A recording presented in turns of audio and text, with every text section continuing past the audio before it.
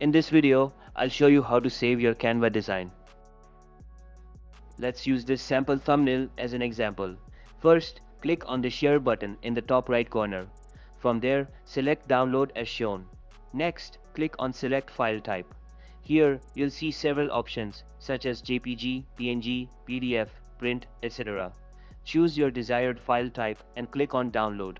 For this example, I'm saving it as a PNG. Once your design is saved, return to the home page. Under the Recent Designs section, locate your design. Click on the three dots and select Make a Copy.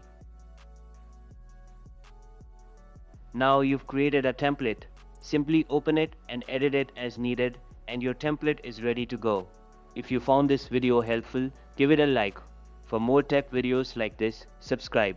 Catch you later.